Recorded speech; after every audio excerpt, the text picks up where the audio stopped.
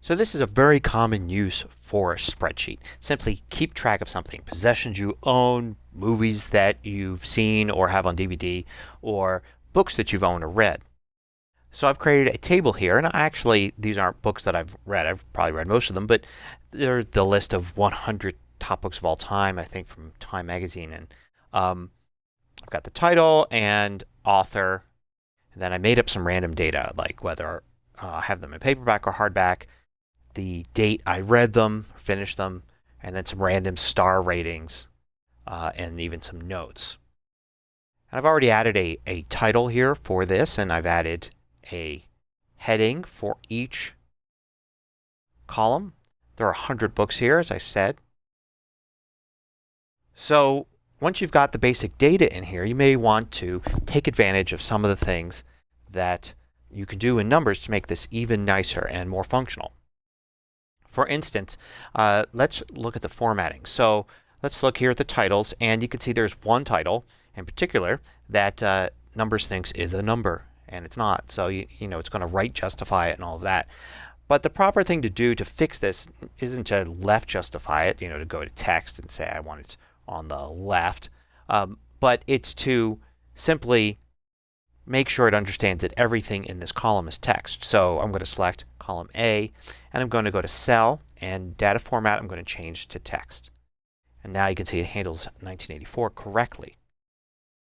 I can also look at things like the date for date read. Okay, so I can play with the dates there, maybe to make it something that'll be a little bit easier for me to see.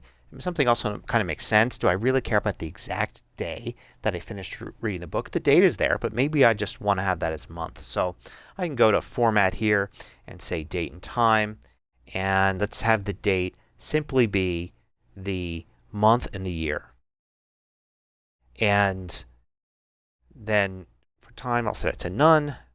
And now I've got all those consistent. For ratings, I'm rating 1 to 5, which is really convenient because there's a cell format for that. It is the star rating format. So if I change it to that, now I have these stars here. It's really easy to change these. So I could click on wherever star I want, and it kind of is a nice visual representation. I quickly see which ones I rated 5 stars. Another column I could format specially is this one here. So I've got paperback, hardback, here for these. I may have another format as well. But what I can do is I can select all of these. So I'm going to select everything but the header row.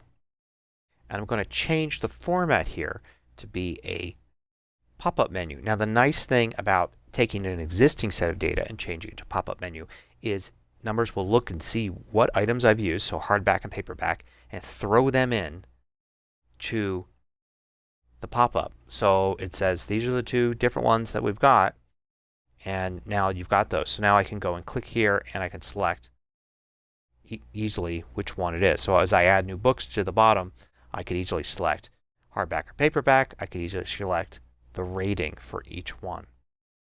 The other thing I might want to do is to change the column width. So I can do that by adjusting the line there. If I've got a lot of books in here, one of the things I can do is click the little menu button there and do Fit Width to Content. And it's going to try as best it can to fit everything there. It doesn't have much room to work with. So if I were to, say, take this entire table here, I'll click here on the entire table, and I can now stretch it a bit to give more room for this. It'll work a little bit better. Fit width to content for A. So it doesn't quite get me what I want there. I'll go and I'll manually stretch this a little bit more. So it seems to at least be one line for just about everything. It's not going to be perfect. For author, we may want to stretch that a bit as well. Formatting, we know we can shrink it to that size. And the dates, we can shrink. This will work a lot better with fit width to content there. And the same thing with formatting here, the format. It'll fit perfectly in. And this as well. So that fits it a little nicer, and since it's not stretching it, now the stars are a little smaller and kind of fit in more with the text. So I've adjusted lots of things here, and I've got something that's a little bit nicer for me to look at.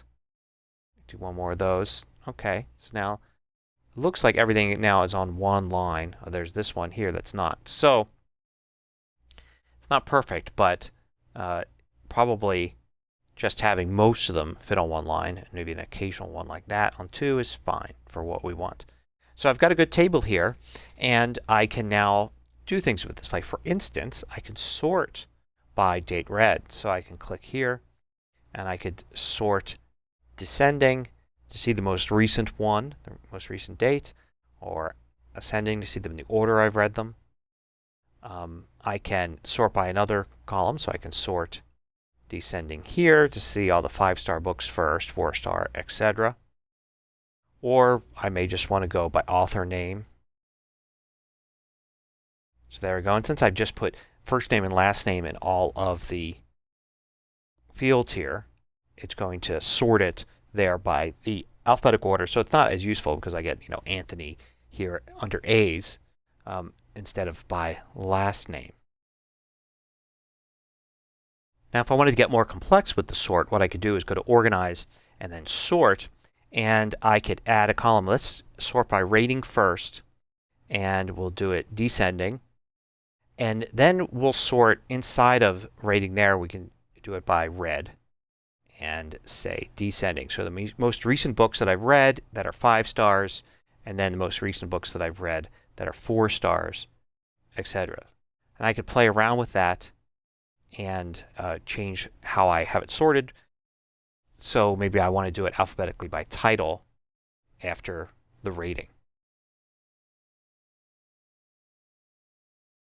So let's get rid of those, and let's use filters instead. What if we were to filter them instead? So we could add a filter, and let's say I simply want to filter by format and say that the text of the format is, and do paperback. So I could see which books I have in paperback, and it formats them or filters them like that, so I only see that. I could add a filter and say rating as well, and let's say the rating is equal to 5 stars, so I can see the 5-star paperbacks I've got.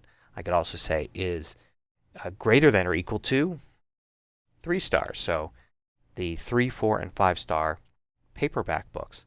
I could change that to hardback if I want to see those. So you could use filtering really easily with this.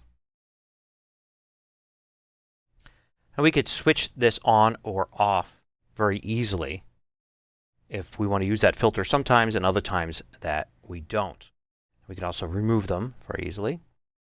Another thing you may want to do is you may want to print this out, and you may not want to include all this information here. You can hide rows very easily. So I can select these. I'm going to shift click to select all of these and say hide columns, and hide selected columns. Now I just have title and author for all of these. Would make sense to sort them by author, say.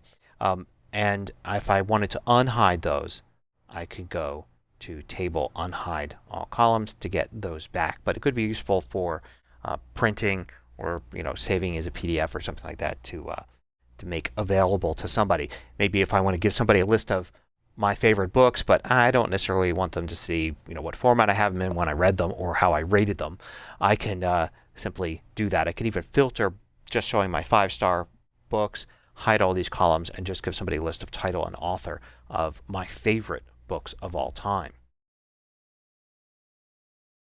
Now let's say we want to do some calculations with these. What sort of calculations will we do? Well, let's say we wanted to see how many paperbacks and how many hardbacks we had. So I can do another table here. Let's do a table that looks like this, and I'll shrink it down. I only need 2 columns and 1 row here because I'm going to do the total number of paperbacks and total number of hardbacks. Okay, so how would I do this? I can use a COUNTIF formula. So I can do equals here to enter in a formula, and I will do COUNTIF as the function, and COUNTIF accepts the array that it's going to test, and the condition it's testing for. So the array we're going to test is column C, which is the format column. And what we're going to test for is, in quotes, the word paperback. And it's going to give us a count of how many times it found paperback there. I could do the same thing here and say row or column C, and in quotes I'll do hardback. And now we get a count here of how many paperbacks, how many hardbacks, and the great thing is that will automatically update as I update things. So say if I decide to upgrade this book, get rid of the paperback and buy a hardback, you can see the numbers changed there. And likewise, if I were to add a new book to the bottom and have it as a paperback, I would automatically add a new one to this table.